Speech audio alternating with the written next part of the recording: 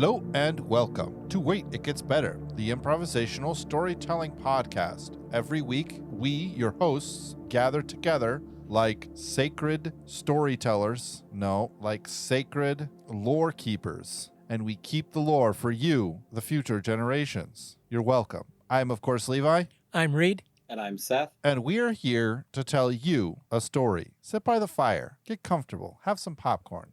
It was a dark and stormy night. Yeah, exactly. Some friends were gathered around a campfire. Yes, there was a microphone for some Levi reason. stood up and said, Last week on Wait It Gets Better, we started our new story, which was kind of an interesting amalgamation of things, and I'm still trying to personally figure out how I am going to make it work in my own brain. But I'll give you guys the rundown. Levi had Pantheon, Reed had genre, Seth had magic system.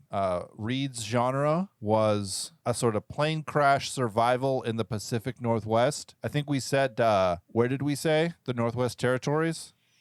Yeah, kind of British Columbia. Area. Up, right. Just a wilderness survival adventure. Seth mentioned The Edge, I think was a movie. Right, and I have seen that years ago, and yeah. I just rewatched it the other day. Anyways. Because of this, but anyways. Yeah, so that was his story element. So plane crash, survival, things like that. He initially said 3 people, but we went with, I think, 8 or 9 people.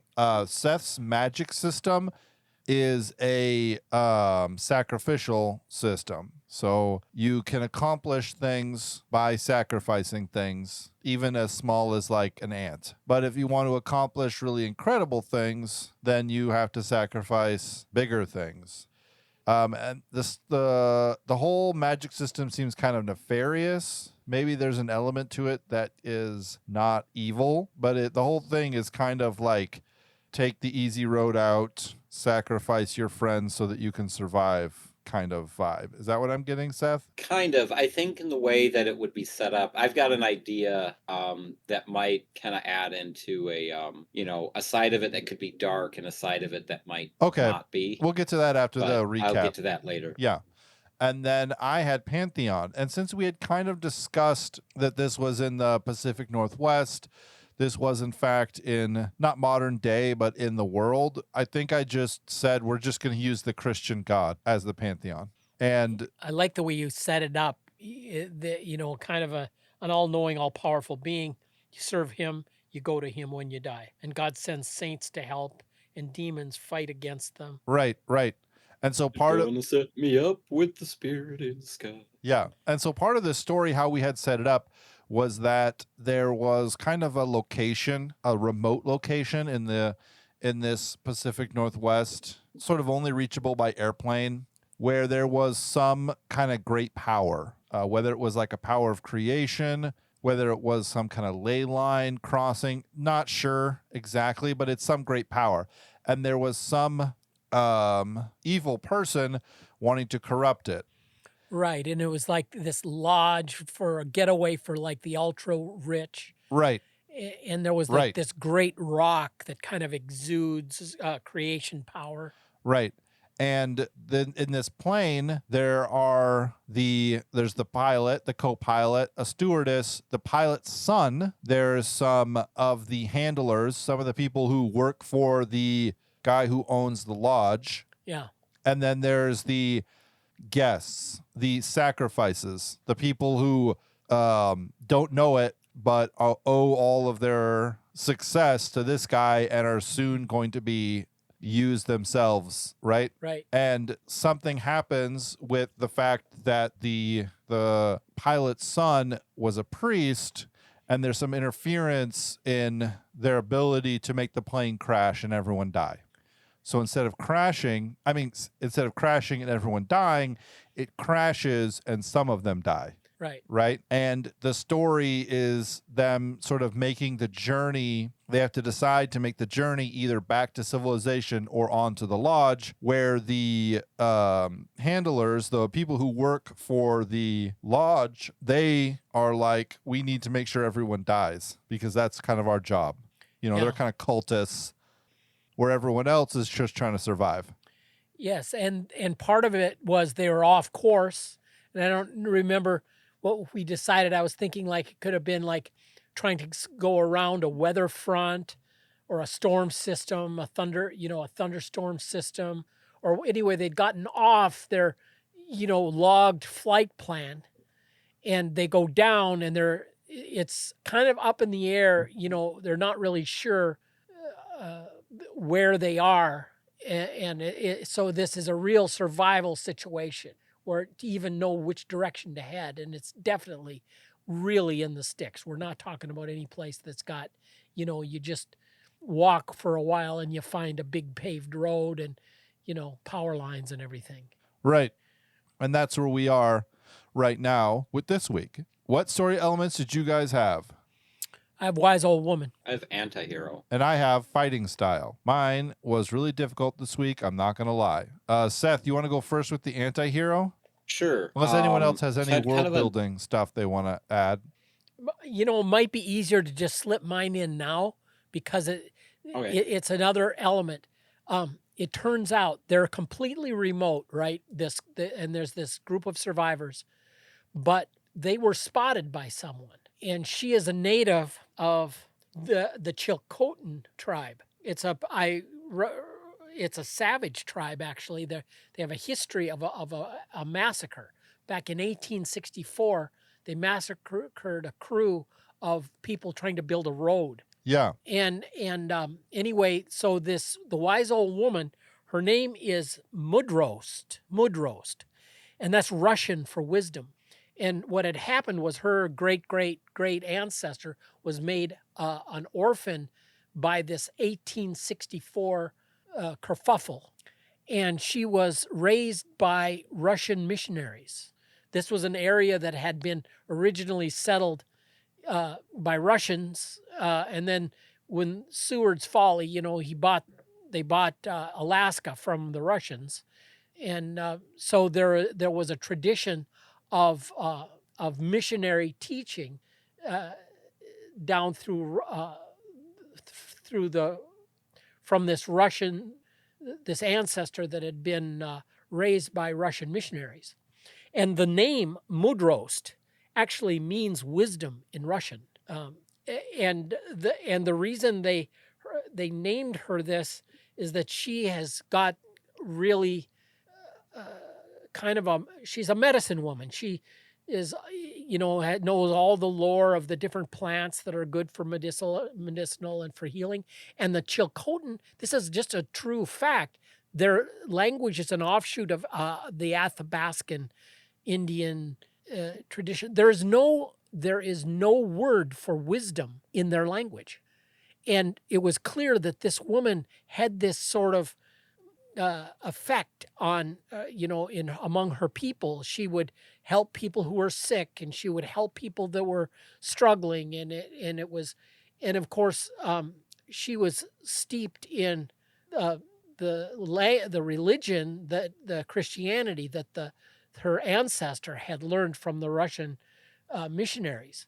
But she was known as the wisdom, but she was known as the Mudrost, because that was Russian for wisdom, because their language, they were a savage people, and they did not even have a word for wisdom, which was kind of interesting. Yeah. They were very much into the, going back, the sacrificial, sacrificing to the gods, Right. have the hunt go well, and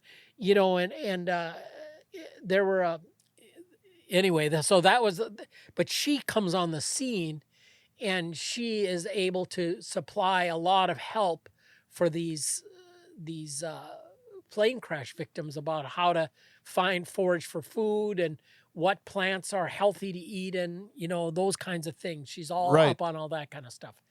Right. But it kind of throws a monkey wrench, because she is very, very much aware of doing battle in the spiritual realm, because that's, she's steeped in that understanding that there's struggle in the spiritual realm, which I thought fit with the pantheon and the magic system. Yeah. That's interesting. I almost have this idea as you were talking, Reed, that she's not just here for no reason at all. She's also like, she watches the pass. And she had Like a been on a mountain quest. pass. Yeah, right. Yeah, it's like, this power that exists where this lodge has been made, where the plans of the evil, of people who are evil and evil ones are happening. The power has been there since the beginning. Right. Right. And her being near this area is no It's no accident. it's no accident. Exactly. She watches, maybe there's like a mountain pass or like a valley between two mountains that she watches. That's like been her job for her whole life. Yeah. Right. That's like what the missionaries, that's what they were here when they came. This is what they were looking for. And they found it. And then they started to train people to watch this pass, and maybe at times they've done things, they've stopped people, but maybe at times it's just to like bear witness to like what's happening. Yeah. I like that. That's interesting. Let me see here. The fighting style is, like I said, I had a difficult time this week with the fighting style because it's just like the world. It's, I don't know what I'm going to say. Okay, it just came to me. The fighting style is total and complete panic. So one of the problems that they run into is that the closer that they get to the lodge, the more kind of ominous everything feels, right? And the kind of less things make sense, like the passage of time, days and nights, animals, they're the way that the animals like move and things. And so the fighting style is less of this is how people fight and more like people become more desperate. And so the fighting, there's no such thing as being skilled in this fighting style. It's just, how do I say it? People become more desperate. People become more like less punching and kicking and more like scratching at the face and more like tooth and nail and berserker rage. Right. Yeah. It's like this is part of the thing that's happening.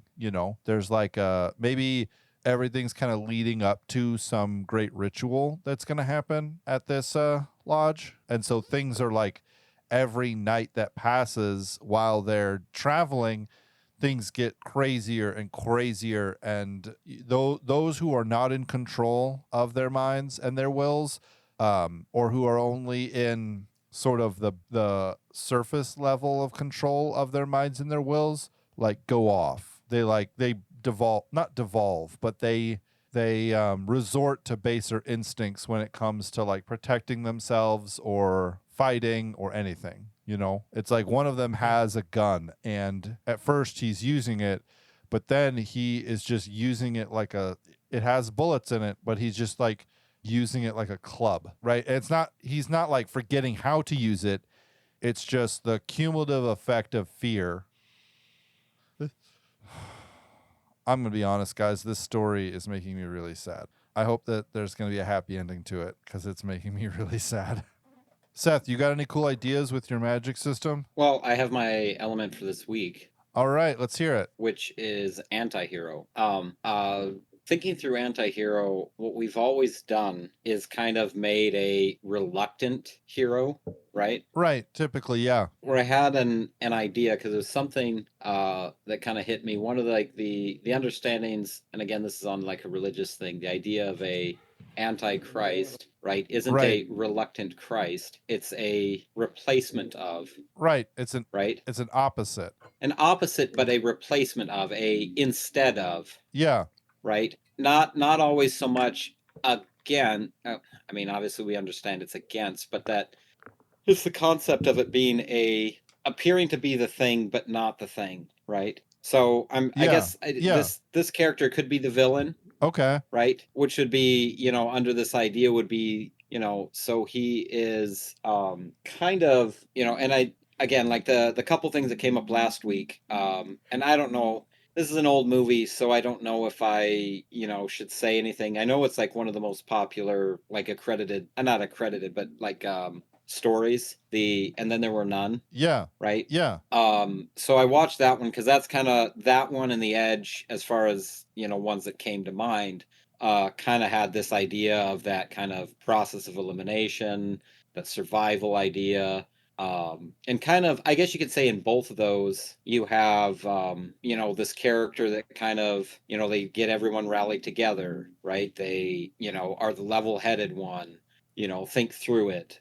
Kind of Right. this like reasonable, getting it figured out, stuff like that.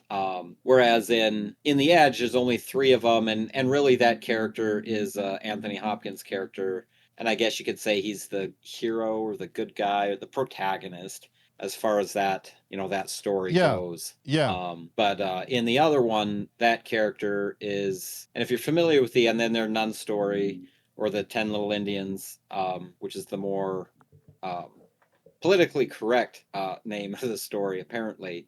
It used to be called something different. But, it's this idea that there's, all these people invited out to this island. It's kind of ominous. At the very beginning, it's called out that they're all like a delinquent or a murderer or Right. someone that escaped the law at some point, Right. and their mysterious guest has called them all here to bring justice against them, right? And then they start dying, and everyone's like, "Oh, well, we got to find this guy." Well, then it's like, "Oh, wait a minute, it's gonna, we can't. There's no hiding place. No one else is on the island but us," which means that our guest or that our host is one of us, right? And so then it's like, who is it? As everyone keeps kind of dropping like flies, and it's kind of narrowing it down as you're trying to like figure out who it is. And you kind of have this character like that in there, this judge. Well, everyone's kind of freaking out. He kind of like, no, let's see, kind of, and he's putting things together and kind of like, no, let's not be hasty. It's like, let's think this through. It's like, we'll only go out in threes. That way, if the murderer is one of us, then he can't act because then there'll be a witness to it, right? Kind of this like keeping some sort of order, kind of using his logic and position as like a respected, authority figure to kind of direct everything. Right. Big shocker to anyone who hasn't seen it, but sorry if that ruins it for you. If you watch the movie, it's pretty much a dead giveaway. He's the guy. But I like that. but A that kind dead of like giveaway. It's a really good play on words. Thank you. dead giveaway. Yeah. Yeah. And mostly because anyways, I don't need to talk about that, but anyways, that idea of that character that is, at the same time could be the bad guy, right? But everyone's kind of like half trusting him because he seems to be the guy that's keeping it level headed and, kind of instigating a little bit of things that are keeping order and, kind of, all this stuff. And so with this idea, I was thinking of a character that instead of being an anti-hero as in a reluctant hero, right? Someone kind of like that is in fact not the hero, but a replacement of the hero. The idea that, in a sense, if they are, because it's like this, the battle, is it against surviving or is it against the unseen powers that are affecting people Right. and kind of driving this other thing, right? And so if really the problem can be made in an idea of survival, right? Simply, finding enough water, getting shelter, right? And someone comes in and is offering that, right? It's a replacement hero. It's a, kind of a, there's like 5 or 6 different stories that I'm aware of, but the names aren't coming to mind, where it's like, they kind of get somewhere with it, but then it's like that enticement to just kind of like accomplish this thing. What is it? Ah, man, there's one particular story. It's like right on the tip of my brain tongue, and I can't remember what it is. But it's like, one of those things where it's like he thinks he's got, he did it. He got this accomplished and he's doing this, but then it's like, oh, what are you doing? What are you doing here? Like, no, burn that to the ground and go do this other thing. Oh, The Stand. That's what it is. That's the one that was on the tip of my tongue, right? In The Stand, where there's obviously something else going on in the background, but their idea is like, if we can get to, it's not Colorado Springs, Boulder, right? We get to Boulder, we start this new society, we'll do it right this time, we'll rebuild, right? And they kind of start getting it going, and they start investing all their time and their kind of appreciated success at that, where then kind of Mother Abigail has to come in and kind of get corrected herself and kind of correct them and say, no, this is not, the real issue wasn't, fixing society. it was taking out the Dark One, right? It has to kind of make you realize that this other thing that they've been thinking was the answer isn't the answer. If that makes Okay. sense. Yeah, that makes sense now. Now that you've explained it that way, that makes sense. Yeah.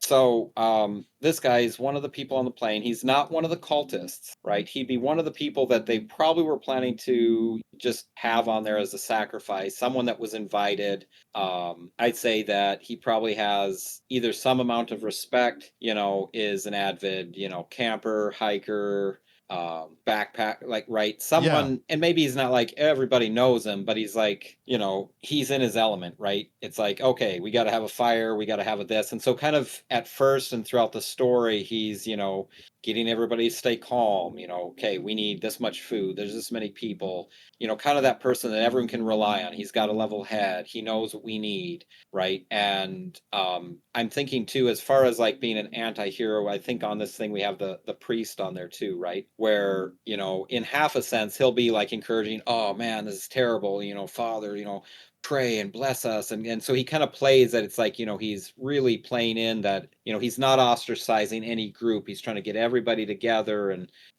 really playing up this whole thing. And where that kind of leads to is that I think his interest in this is maybe academic, but getting this idea, I think that he's trying to set himself up. And maybe that's why he was invited, so they could kill him off, because they didn't want him to like spread a different idea.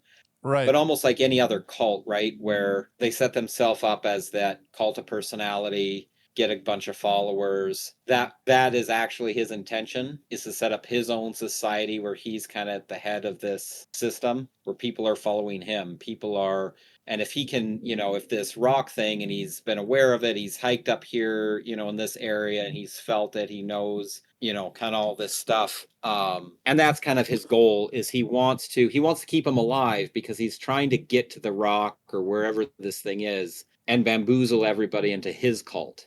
Ooh, right? That's interesting. Okay. And so he's not necessarily on the cultist side, which does appear as like, the people that are, now it didn't happen. And so then they're, trying to get everybody killed. And of course he's stepping up, and it's like, okay, we have to stop this. And someone's going to stand watch and, by twos or whatever. And because like, he doesn't want this either. Right. And so he's kind of in the middle, but he's also not the good guy.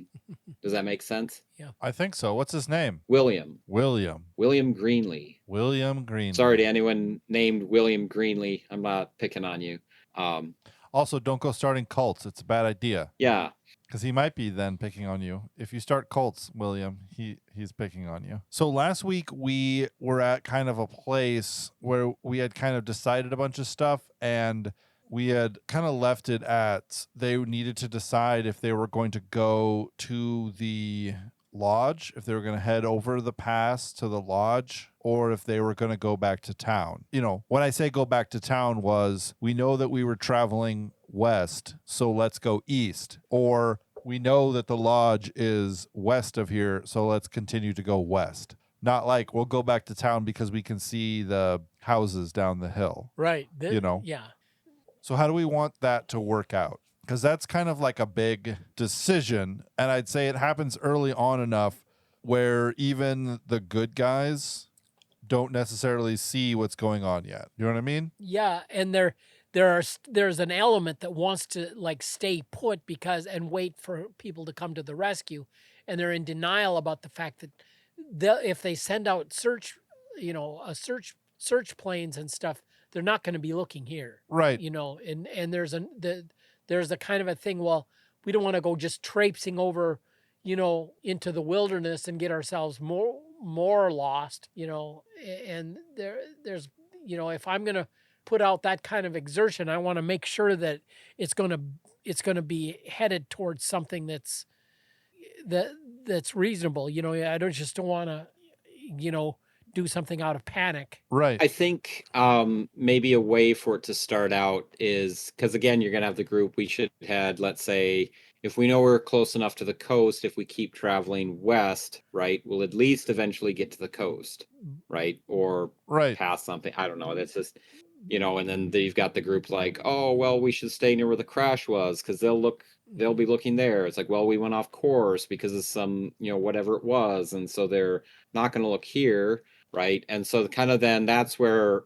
someone like William comes in. It's like, okay, well, it just crashed, we need to make sure people aren't, sick, okay. So we set up something that's safe, here just in case they're searching. Right. He's always got kind of that agreeable solution, right? So we kind of set up here, we make sure we send a couple people out, we get our bearings, we see what's kind of in the area, and then we can, get our bearings of where, east, west, north, south, and then, take a couple days, there's a stream there where we're going to have water, we can forage a bit of food, so we're not just traipsing off into where we don't know, right? And kind of appeases it that way. So then it's like, okay, so then we stay here, then we can send a couple people out to kind of see where, what the landscape is, what the best way to get past here or there is, right? But then ultimately, kind of starts going, okay, well, let's move this way. And so then they kind of move,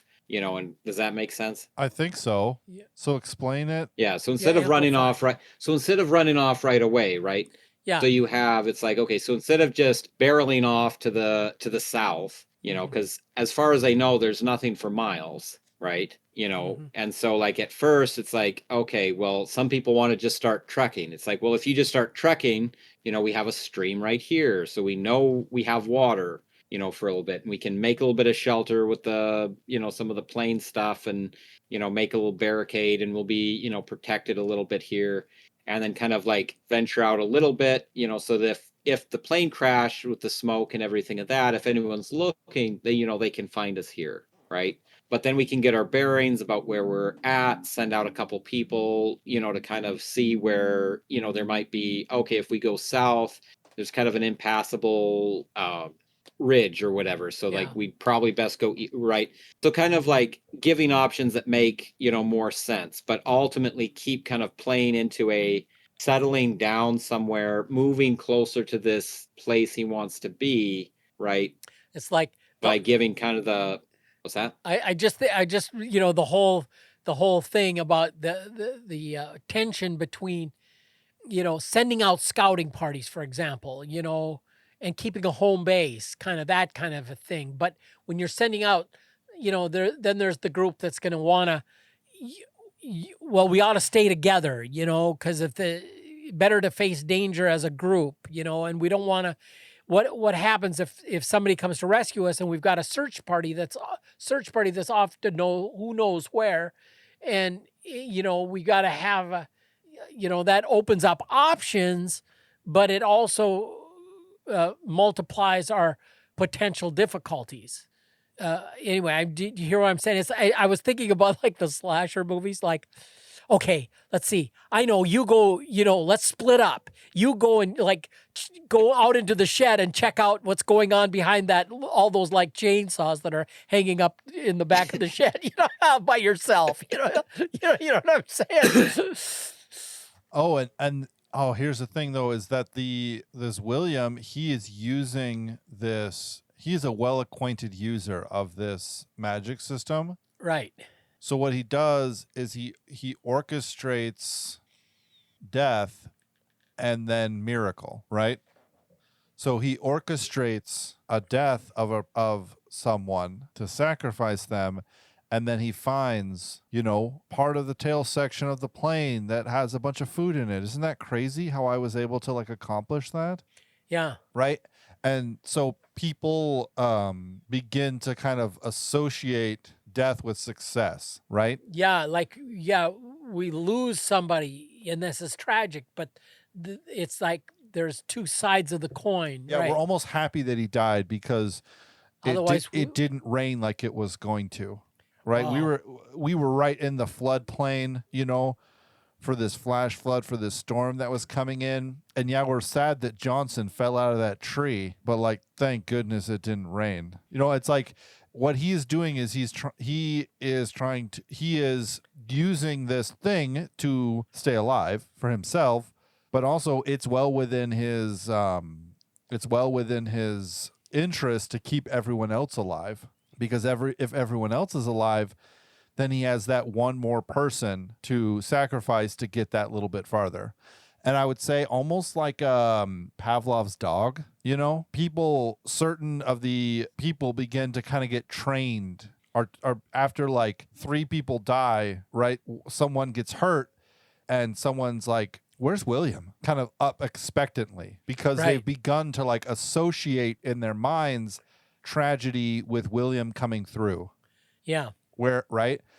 Like just believing this, starting to become acquainted with and believing this deception. I've often thought about, as an aside, how long the snake spoke to Eve in the garden before he tempted her, right? How long that she didn't say, oh my God, a talking snake. Yeah, the whole chatting up part, the seduction. Right, just the casual conversation. So in John Milton's Paradise Lost, the snake tells Eve that the reason he can talk is because he, when he was just a dumb snake, ate from the tree of the knowledge of good and evil, and that's what gave him the ability to talk.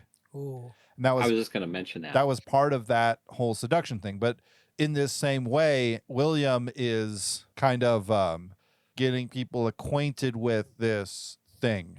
You mentioned, Seth, in the first episode about a person that comes and offers things or shows up, and that's what I think that's what William is. That's what that person that we said might show up and offer things. That's what William is. Yeah.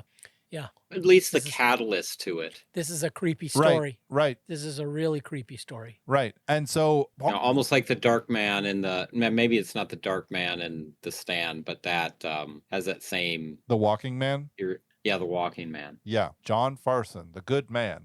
No, that's Dark Tower. It's probably the same person. Well, I mean, it's kind of all... Yeah, it's just the same. One of the things I was thinking about is that since there's so much energy set against them, it's easier to go west towards the lodge than it is to go east towards where they know civilization is in some direction. Mm-hmm. Right? It's like in in Lord of the Rings when they leave Brandybuck and they're going through the old forest, and it's like they want to go left, but there's like thick brambles and they keep being forced more south, more to the right, more to the right. Down and to the right, down, and it keeps happening. That same sort of thing is what I imagine, is they like try to head in a direction, but it keeps kind of pushing them, not in that direction. Part of me thinks that there's some part of me thinks that there's some great thing that they have to overcome. So like there's a point in the story where the good guys have to find out that they're being led around by bad guys. Yep. And I think that happens at the pass between 2 mountains. Like, right, I don't know terminology, but I have this picture of like a mountain range with kind of like a lower area in between. And it's still kind of treed and forested, but it's like more sparse. It's rough country, but not as rough as... Not as impassable seeming. Right. So that's where they're going to go through. And they go through, and already the pilot and his son and the stewardess have been kind of coming against William and the cultists and everyone else, kind of like just kind of shocked at this spirit of not like we're happy that Johnson died by falling out of a tree, but like it really was better, because him falling out of a tree is what like showed us that there was like a path up to this place where we found a bunch of food. Yeah. Like they're just kind of like this spirit of sacrifice, this spirit of kind of I don't know what it is the spirit of. And my thought is that something happens in that pass, and William finally like leaves them all, or takes the stewardess, or takes the son, or takes the something, and the people who are good see the mask come off of who William actually is, and some of the other people that are with them, some of the billionaires or millionaires and billionaires, some of them who are not terrible people, but maybe not like as aware of the fight that's going on, get kind of uncomfortable with it, but William has been providing them food, and they get left there, right? The good gets left for dead, right? Yeah. Because they can't find their way through, because William, right, is the one who knows the way. Yeah. And then that's where they meet wisdom.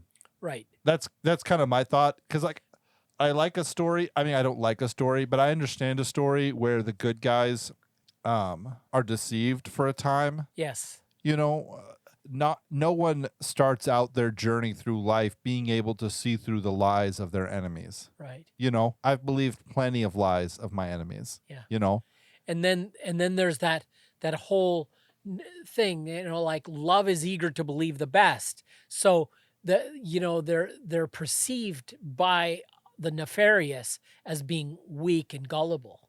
But when really what they are is good.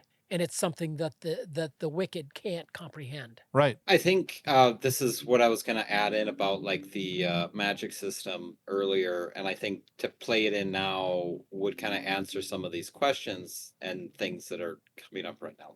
So obviously, like the killing of an animal or the other person, that's a sacrifice of someone else's will, as it would be a trespass, right? Using your free will against theirs, right? You're sacrificing what is not your own. Right, which then plays up on the evil side, right? Yep. You're playing the will of the demons, giving into your passions, your desires for your needs, right? Up to the point of willing to sacrifice someone else or someone else's thing or another life's thing, right? Right. What's the antithesis to that? I know it's in a couple of the Gospels, but oh Lord, why were we not able to cast out this demon? Well, this is one that is only cast out with prayer and with fasting. That's the antithesis. Oh, I thought. What are you sacrificing for the false gods? I thought the antithesis was greater love has no one than this, but to give up your life for a friend, rather than being taking someone's will and taking someone's will from them, you submitting your will even to the point of death for them. Isn't that the antithesis? I mean, kind of, yeah. I'm not. Anyways, I'm trying to segue to this other point. Okay, sorry. Anyways, the right, because it's survival, right? Right. Food is very scarce, right? And so everybody wants it, right? Right. Everybody needs it. Everybody wants it. Everybody needs it. And that's what I think becomes one of the things, not just that, but in general, the giving of themselves, as you put it, right? And that's perhaps why they go along with William at first, because it's like, okay, this is in the best interest of the well-being, right, of the people that are here, right? And I think kind of the other thing, because as everybody keeps getting duped so that, it was okay that they fell out of the tree so that we all found this food that we really needed, right? Right. Well, did you really need that food, right? I mean, you can go 40 days without it, right? Yeah.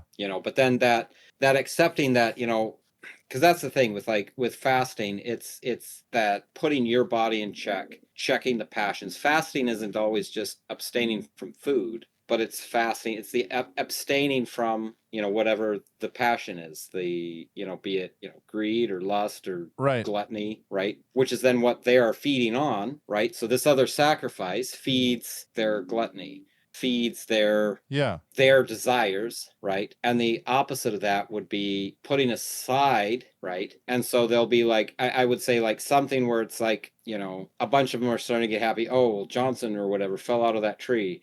And we got what we wanted, but I don't know how to put it. But then it's like, then you have either like the priest or some of these other people that are, let's say, the good guys. They're choosing to, not let themselves be led into anger, not let themselves be led into, the desire for that, hunger, the fasting, and the other thing, and they'll find, something else that's helpful, and it's disconnected from that.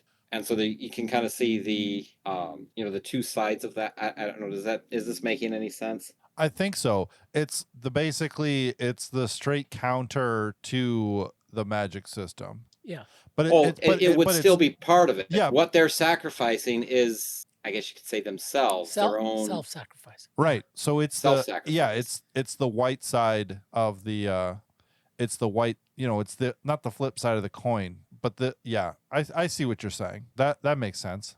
And that's, how am I thinking about this? There's like this concept that they run up against, which is like at some point they have more than they know what to do with, right? And I think this is one of the moments where the good guys, basically, I don't say the good guys, but the people who are somewhat in control of their own will, right? Because to the son and the pilot, they're in control of their own will, and so they are able to spot this much easier.